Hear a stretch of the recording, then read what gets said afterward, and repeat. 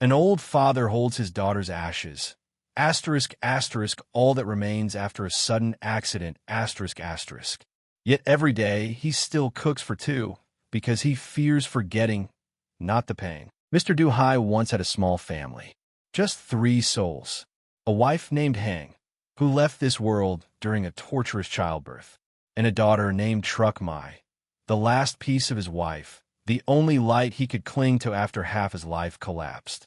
When Mrs. Hang was pregnant with Truc Mai, nothing came easy. She had a congenital heart condition, and doctors warned her to rethink giving birth. It could cost her life. But Hang only smiled, pressed her hand to her belly, and whispered to Hai, "Our child deserves to live. I'm not afraid of anything, as long as she's safe." From then on, her every step grew heavier, every pain a test. On freezing Hanoi nights, Hai stayed up, massaging her feet, simmering ginger porridge, watching her sleep. He didn't dare stray far from home, fearing she'd fall alone. The delivery day came, and the agony stretched for hours, gut-wrenching and relentless. Hang gripped Hai's hand, pushing through contractions, her thin shirt soaked with sweat. Then a cry broke through. A girl, Truc Mai. But just minutes later, Hang took her final breath. Her eyes flicked to Hai. A wordless goodbye, she couldn't speak. Hai held his newborn in trembling arms, his heart torn in two. The joy of fatherhood couldn't ease the torment of losing his wife. He wept all night, cradling her as tears dripped onto the baby's fine hair. Mai grew up under Hai's gaunt, calloused hands, a father who slaved under the sun, bent in the rain, bartering his labor for milk boxes and plain porridge bowls.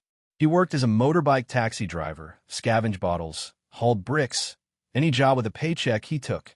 Days roaming the streets, nights bathing her, cooking mush, singing off-key lullabies full of love.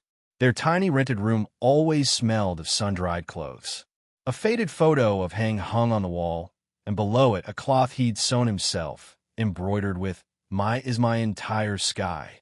Poor as they were, that home never lacked laughter. When Mai fell sick, he'd stay up cooling her forehead, fanning her to sleep. When she scored high on a test, he'd take her to the alley's end for a small bowl of pho, sing, "Study well, and life won't be so hard, okay?" Truc Mai grew gentle, obedient, quick to smile, and fiercely devoted to her dad. She never demanded, never complained, just studied quietly, then sat each night rubbing his back, murmuring, "Mai loves you so much, Dad. I won't get married. I'll stay with you forever." And Hai would smile, eyes misty.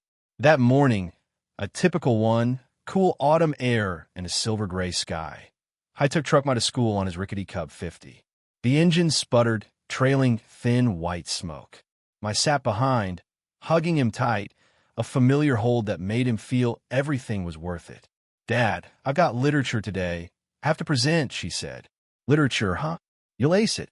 You're so smart," he replied. "Thanks to you driving me, feeding me well, keeping me rested." They laughed loud on the quiet street. At a red light, Hai stopped, turned back to her. "Dad wishes you luck, my girl. Love you." Mai squinted, beaming, "Drive safe, Dad. Love you." No one knew those would be their last words as living souls. That noon, while Hai was ferrying passengers near the market, a call came from a strange number. "This is Bok Mai Hospital. Are you the family of patient Truc Mai?" Time shattered like a mirror hitting the floor. Truc Mai, walking home from school, crossing a pedestrian stripe, was hit by a car that lost control. Witnesses said she turned to check her phone, maybe texting someone, maybe her dad. When Hai arrived, a crowd had circled wide. Blood pooled on the asphalt. In the center lay Truc Mai, eyes half open, lips pale, blood seeping from her mouth.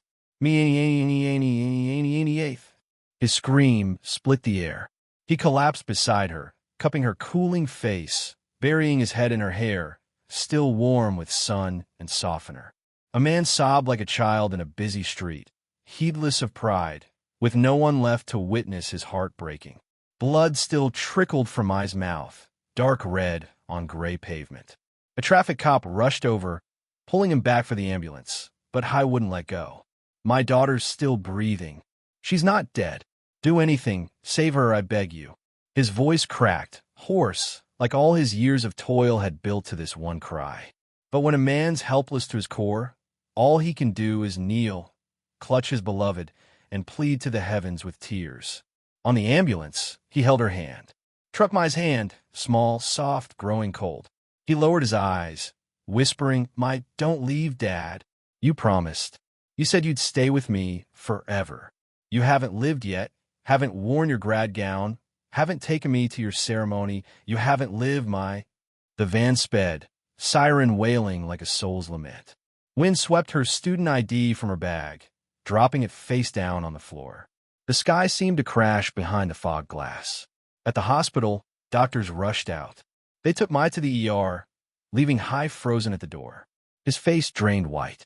His shirt soaked with her blood, hands stained, but he didn't wipe them. Afraid if he did, nothing of her would stay.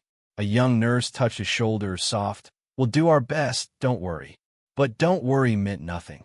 When a soul starts to fracture, no words can mend it. He sat there outside the clock ticked on. People passed like it was just another day. Only his heart stopped with each second, a dagger sinking deeper into his chest. Dusk fell, and he began to remember. Every morning, ride to school. Every time I rubbed his back, laughing, "Dad, don't work so hard. I'll study well. I want you to stop suffering." He choked, tilting his face to the cold, white ceiling. No one knew how much love, guilt, and unspoken words were in those falling tears. Truckmai lay in intensive care for 3 days and nights. Outside the glass door, Hai stayed, eyes dry as if he'd wept them out. They say some pain is so deep you can't cry anymore. Only the heart bleeds silently, and silence becomes the loudest scream within. Day one, he didn't eat, didn't drink, just clung to the doorframe, watching for every doctor emerging. Each time the door opened, he leapt up, rushed forward.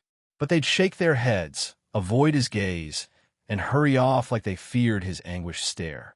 Day two, a fellow patient's kin brought him porridge, saying, "You have to eat, or how you care for her?" He took the bowl, sat by her room, spooned small bites. But after a few, he sobbed. She loved minced pork porridge with egg. Every time she was sick, I'd make it. And now, he buried his face in his knees, tears salting the porridge. Day three, the doctor called him in. They sat long, explaining Mai's state. Severe brain damage. Body still kept alive by machines. She might linger, but waking was impossible. Hai sat, silent, no nod, no shake. Only when they asked, "Does the family want to continue treatment, or—" He cut in, "I'll keep going. At any cost. As long as she breathes. I'll live for her." He stood, walked the hall like a man bearing the sky. From then, he became a man fueled by hope, however faint, a speck in a desert. Day 4, he visited her. Truckmai was moved to a critical ward, a stark white room, reeking of disinfectant, machines beeping steadily like a half-dead heart. He laid out 2 meals on a small table by her bed. One simple dish, fried egg, veggie soup, a tiny jar of fish sauce, and a yogurt, her favorite. "Meh, Dad's here, sweetheart." No reply, just the oxygen machine's hum, and the creak of an old chair as he sat beside her. He took a wet cloth, gently wiped her face, as if she were awake, wiped her eyes, the dried blood, stroked her hair, adjusted the little clip she'd worn to school. "Today's sunny, remember? Persimmons are ripe this season. I saw them at the market. You love persimmons, right?" He smiled, a smile so pained it twisted his mouth, but he kept it, afraid if he stopped, she'd never wake. He began eating. Slow bites, slow chews, slow swallows, talking like she sat before him. This morning a passenger said, "I'm too old to ride." I laughed, said, "Old, but I've got a daughter waiting for dinner. Why wouldn't I work?" He paused, gazed at her, chest rising faintly with the ventilator. His hand shook, the rice stuck in his throat. Dry, eyes red, but he smiled a smile on the brink of tears. Then he clasped his hands, pressed them to his chest, whispering, "Don't worry about a thing. However long you lie here, I'll wait. Forever if I must. As long as you're alive, that's enough." That day, the sky was overcast. No rain, no sun, just a cold gray cloaking the city. The wind wasn't strong, but enough to rustle leaves, whispering farewells to those nearing their end. I came to the hospital, as always. For a moment, he saw my high ponytail, bag slung low, little feet racing toward him, yelling, "Dad, I got a 10 today." Rain wet his hair, shoulders, chest, but he didn't move. Just stood, trembling, clutching his chest as if stabbed by an invisible blade. Memories, laughter, hugs, now just rain on cold cement. That night, he came home early, lit incense, wiped the frames, then spoke, slow as if to the living. Today I saw a girl your age. She smiled like you. You know, I almost called your name." He stopped. Thin shoulders shook. If only you hadn't gone. Or if only heaven let me die for you just once. He sat, leaned on the wall, eyes on a dark corner, where I used to stack books or curl up for a nap after study. He closed his eyes. His hand found an old wool scarf. Hers, knitted for his 59th birthday. Still her scent. Only now, she was somewhere far cold. And he lived on, in a void no one saw. 10 kilometers from the city, on a small hillside cemetery, lies a new grave. Tiny, humble under a milkwood tree. Mai's tomb, a gray stone slab, her photo etched, an 18-year-old's gentle smile, bright eyes. Below, the inscription, Truck Mai, our little light. Born 1990, died 2008. You lived fully, loved beyond a lifetime. That day, clouds hung low. No rain, but the earth stayed damp, grass a green blanket. Hai wore an old white shirt, ironed smooth by Mai for funerals or parent meetings. In his hands, white daisies, her favorite, so sad, Dad, but so pretty like Mom. He knelt, gently wiped dust from the stone, laid the flowers down, clasped his hands, silent for ages. No one around. Just him, a father before his daughter's grave, amid still air, a pain no one heard. He opened a small cloth bag, pulled out a folded, faded paper, edges curled from damp. Her essay from 11th grade. My hero is my father. My dad has no cape, can't fly, but he shields me from sun, rain, bears hunger to give me food, clothes. He doesn't talk much, but when I'm tired, he boils eggs, mixes ginger tea. When I'm sad, he sits quietly beside me, no questions, just a hand on my shoulder saying, I'm here. I wish someday I can care for him, let him rest, stop his back from bending while forcing a smile. He read, folded it, pressed it to his chest. His heart ached like it was stitched with salty thread. He looked skyward. I brought your essay here, thinking if heaven reads it, they'll know how good you were. He paused, lips tight, pulled out a smaller note, trembling like a child fearing failure. I have a wish if I could. I'd trade all my remaining years for you to live again. Just once. I take a wheelchair, blindness, silence. Anything. If I could hear you call Dad again. Wind rose. A milkwood petal fell on the stone, light as a breath. He bowed low, forehead to earth, shaking as if dissolving. Late afternoon, he stood, brushed his pants, turned to leave. But first, soft as wind. I'm going, okay? I'll come tomorrow. I won't leave you alone, Mai. And he walked off, back hunched, steps heavy. His shadow stretched on the red dirt road, fading, blurring. Room 4, in a row of crumbling houses at Alley 109's end, still glows each night. Not bright, just the faint yellow of a 40W bulb, weak as a heart worn by a long, weary life. The man, there is due high. Each evening, he cooked for 2, though only one eats. He sets out 2 bowls, 2 pairs of chopsticks, 1 small spoon. The other portion stays full, untouched. Some days it's fried eggs. Some days bitter melon soup with dried shrimp. Some days just stir-fried pickles and chili fish sauce. Not for lack of money, but because those were Mai's favorites. And he believes, if she's out there, she'll sit again, smile at him, say, Eat, Dad, I'm full. A neighbor once saw, pitying, stop setting it out, clear it away, it'll hurt less.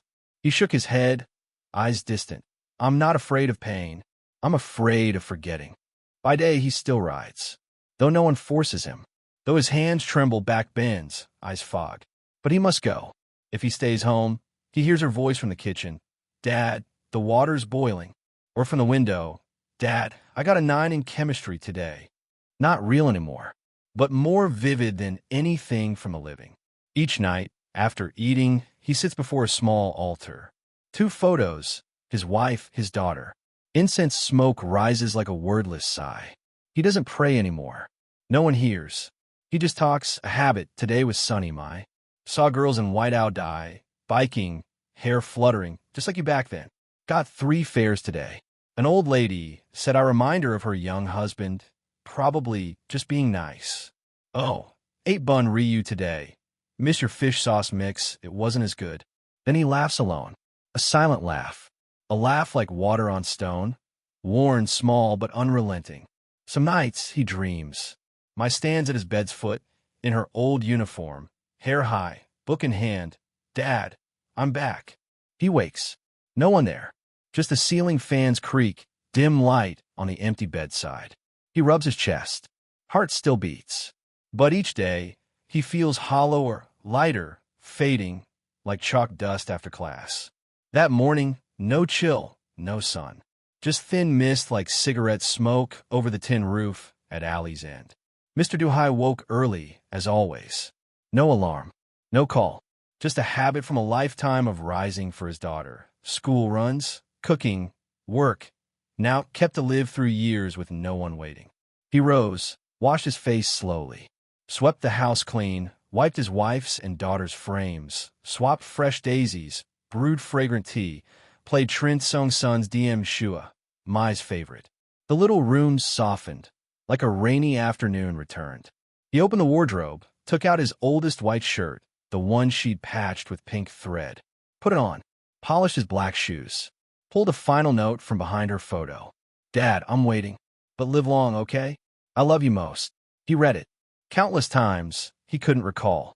Each time, his heart softened like rain-soaked earth. That afternoon, he rode to the cemetery, brought white roses, mango with fish sauce, a small radio. Sat by her grave, turned it on, let music drift in the vast, windy sky. Wind swayed branches, grass brushed the stone like her fingers on his cheek. He spoke endlessly. Stories of dream, last night's sleep, today's blue sky. Then pulled a folded paper from his pocket, written over a month, perfected for this one time. To my truck, my. When you left, I walked in fog, thought I still breathed, but my heart was cold. I've lived till now for you, because you told me to keep going. But I'm so tired. I miss you, every day, every night. I've lived long, carefully, to hold every memory of you, not forgetting your voice, your eyes, your pout when you nagged. Meh, I'm sorry I couldn't keep you. I'm sorry I wasn't strong enough to keep those afternoons riding you through streets, not magic enough to trade my life for yours. But today, if you'll let me, I want to follow. So we can eat together again. I'll tell work stories, you'll grin and call me old and silly. I miss you, more than anything. See you beyond the white clouds. He placed the note at the grave's base, leaned on the stone, eyes closed. Evening wind brushed his shirt. Sparrows flew past, chirping like a lullaby. And time, in that moment, seemed to halt. They found him that night, curled beside the grave, a smile on his lips, hands clasped as if praying. No one woke him. Everyone knew he'd gone, where he'd always longed to be, where his wife and daughter waited with a warm meal. Epilogue. Later, they reset the stone. Zuhai, Juk Maisha Fata, lived for love, died for it.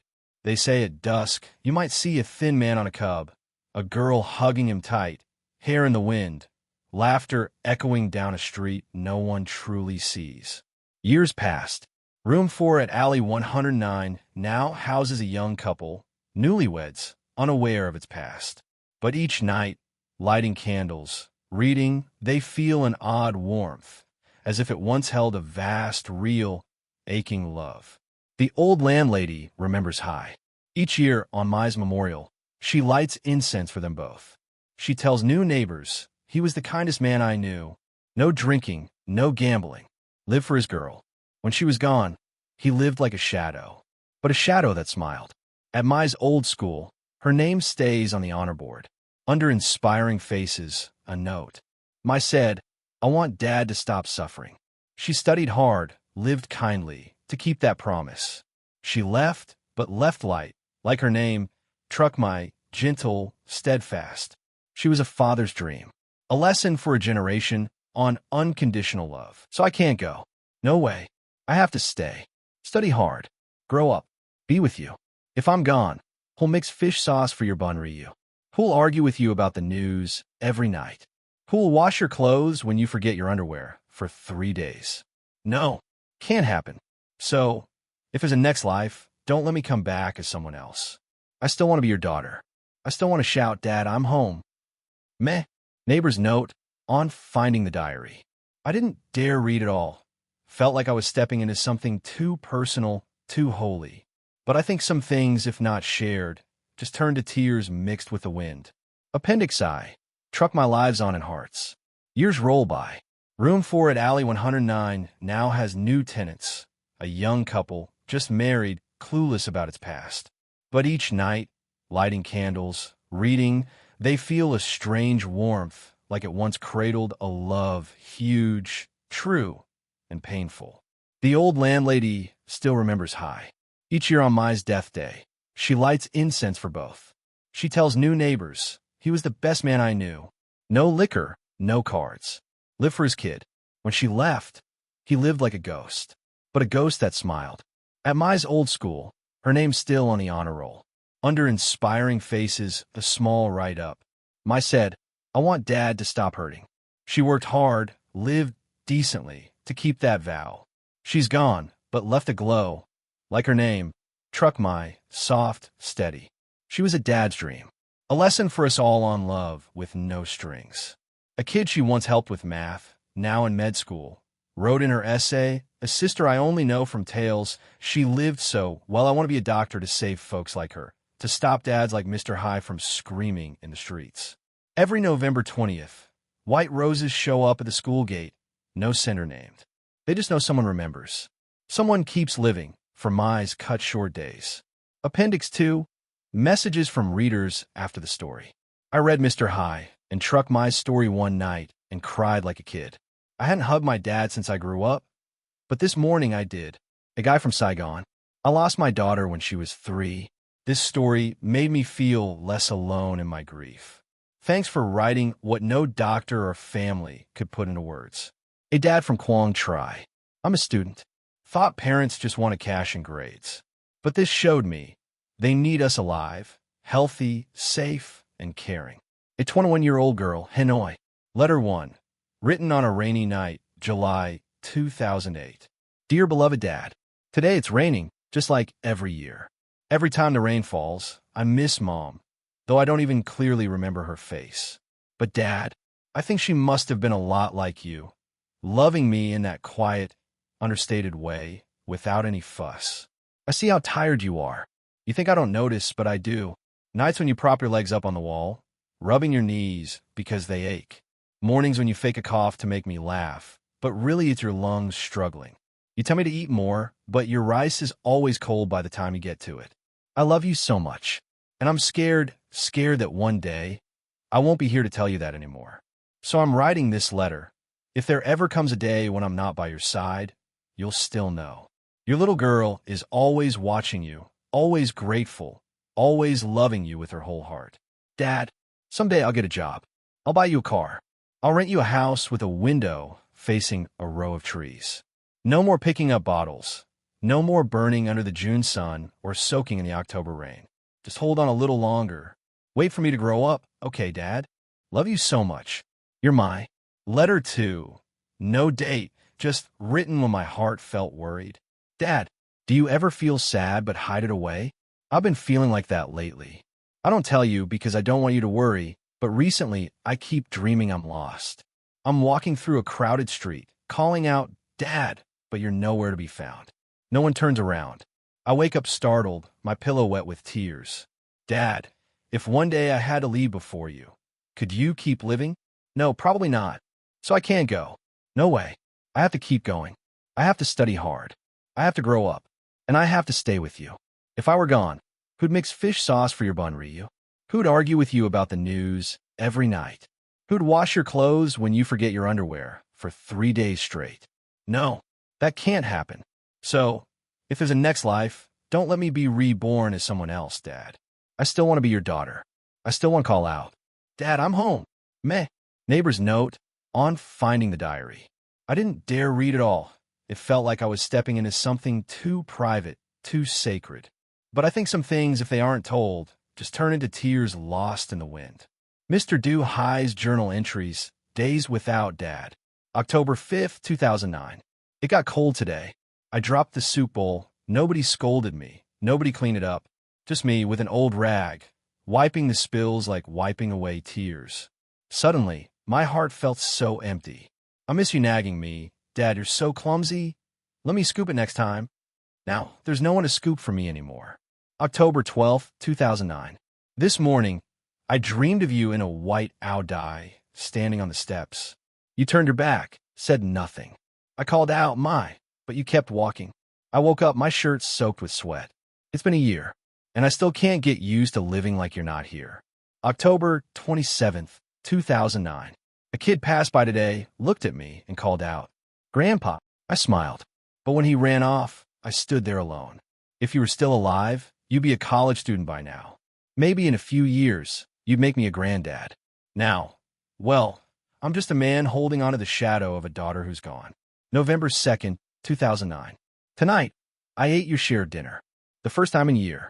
It was too cold. The rice went stale fast. I thought it'd be a waste if I didn't. But when I finished, I broke down crying.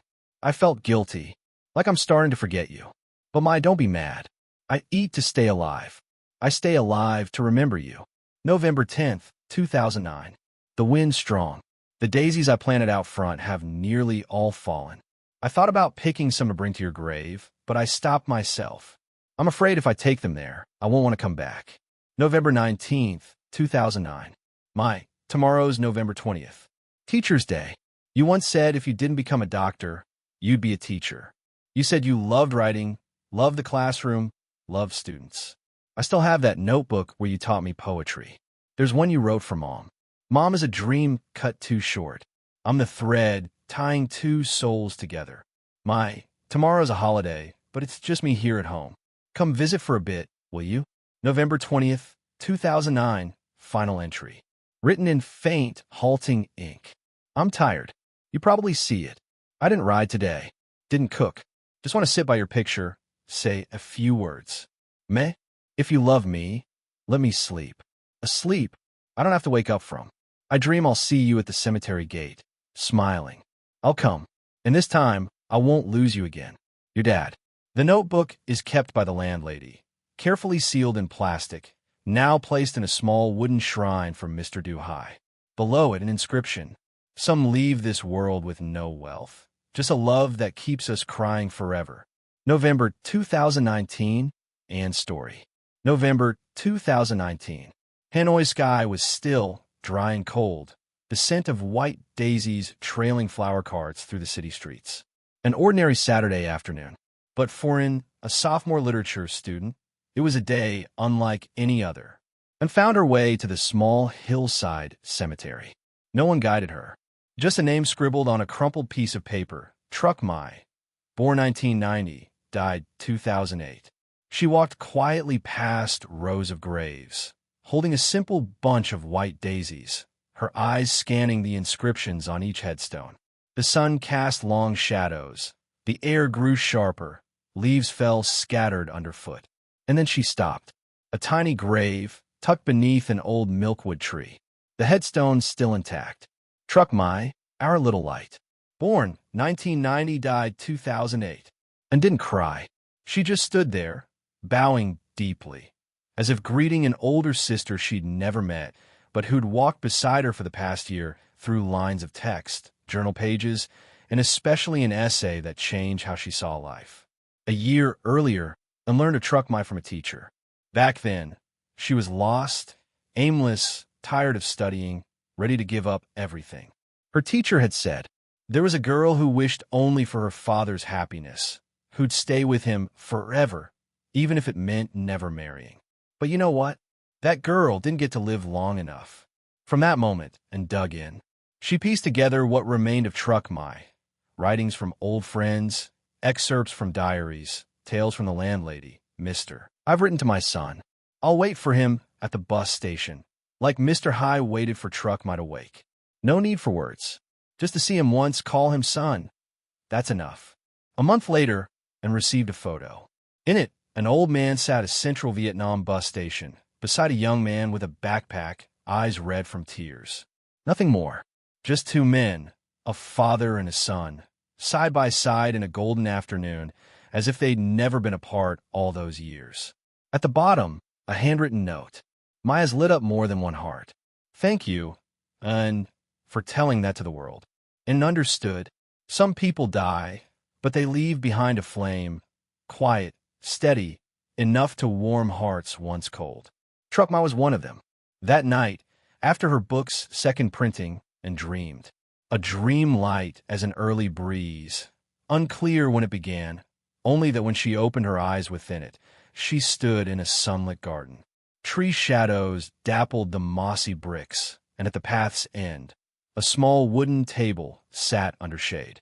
A girl in white sat there, long hair neatly tied, holding a purple ink pen, writing on a scrap of paper. As it approached, the girl looked up, a smile gentle as sunlight through leaves. A clear, warm voice. And is that you? I've been waiting for you so long. And couldn't speak. No need to ask, no introductions needed. She knew it was Truck Mai. Mai handed her a folded sheet of paper, placing it in her palm like an older sister giving the last gift she had left after all these years. Then Mai stood, wrapping it in a light embrace. The wind blew, and the dream